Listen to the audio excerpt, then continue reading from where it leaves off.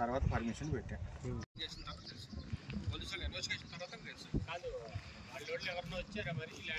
అదే చెప్తున్నాము. పర్మిషన్ పెట్టాం, బిల్డింగ్ వర్క్ స్టార్ట్ చేసేటప్పుడు పోలీసులు వచ్చి పని ఆపించారు. ఫస్ట్ ఎందుకు ఆపించారు అని అంటే రీజన్ అప్పుడు ఏం చెప్పారంటే ఒక స్టేటస్ ఆర్డర్ చూపించారు.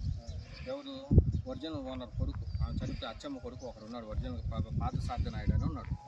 ఆయన పని ఆపించాడు. ఎందుకు ఆపించాడు? సిఐ నాగరాజు గారు ఉన్నారు అప్పుడు.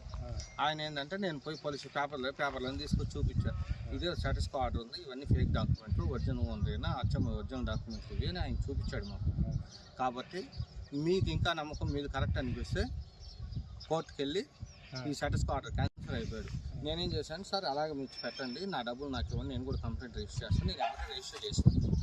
ఏమని రిజిస్టర్ చేశాను? ఈ విధంగా నన్ను మోసం చేశారు, నా డబ్బులు ఇప్పించి వాళ్ళ మీద యాక్షన్ తీసుకోండి. ఇద్దరి మీద పెట్టా. ఎవరికి ఒరిజినల్ పార్థసారథి నాయుడు ఆయన కరెక్టా ఈయన కరెక్టా నాకు తెలవలేదు, మీరు ఇన్వెస్టిగేషన్ చేసి మాకు న్యాయం చేయండి అని కంప్లైంట్ పెట్టాను. పెట్టిన వెంటనే సీఏ గారు ఏం చేశారు అంటే నరేష్ సార్తో మాట్లాడారు. సరే నాకు ఈ ఖర్చు అన్నీ పోయినా పర్లేదు, నా డబ్బులు నాకు అప్పచెప్పండి అని సీఏ గారికి కంప్లైంట్ ఇచ్చాను.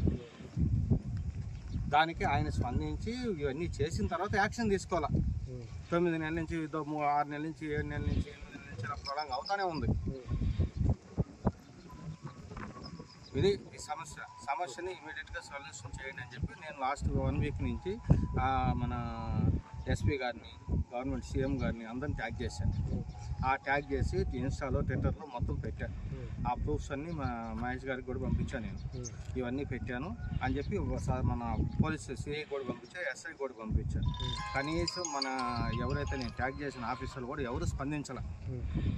ఇంతకుముందన్న ఏదైనా ఇష్యూ పెట్టినప్పుడు ఇమీడియట్గా స్పందిస్తున్నారు. ఇన్స్టా కానీ ట్విట్టర్లో కానీ మనం అందరినీ మన సజ్జనార్ దగ్గర నుంచి ప్రతి ఒక్కరిని ఆఫీషియల్స్ అందరినీ ట్యాగ్ చేశారు.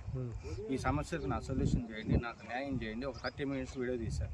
రెండోది ఏంటంటే ఫుల్ ఎవిడెన్స్ ఇచ్చారు. నాకు అమ్మినాడు ఎవరైతే ఉన్నారో వాళ్ళ ఎవిడెన్స్ అంతా సబ్మిట్ చేశారు పోలీసులకు. 30 నిమిషాలు నేను వీడియో తీపించుకున్న ఆఫీస్లో కూర్చోబెట్టి, బాబు నేను 20 మంది కష్టం ఒక్క ఓనర్లు ఉంటున్నారు, ఇందులో నేను బిల్లింగ్ కడతాను, వాళ్ళు మాకేంది మాది కరెక్ట్, మేము కోర్టు నుంచి ఆర్డర్ చేస్తాం, క్యాన్సిల్ చేపిస్తాం అవన్నీ చెప్తే ఇవన్నీ మాకు 20 మంది కాటిమనల్స్ ఉంటారు.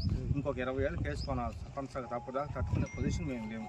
మా డబ్బులు మాకు వెనక్కి ఇప్పించండి. ఇప్పుడు 14 నెలలు అయింది, నాకు వడ్డీ ముందు డబ్బులు అయింది, లేదంటే వాళ్ళ ఆస్తులు ఉన్నాయి, జప్తు చేయండి. వాళ్ళు ఎలా వచ్చారో ఇలాంటి ఫ్రాడ్ డాక్యుమెంట్లు ఈ ఏరియాలోనే వాళ్ళు అవి చేస్తున్నారు. అది ఫ్రాడ్ డాక్యుమెంట్. ఇవన్నీ నేను ఇన్వెస్టిగేషన్ చేసుకున్నాను. ఈ డాక్యుమెంట్ కూడా పోలీసులకు ఆ ఫ్లాట్ ఫేకే.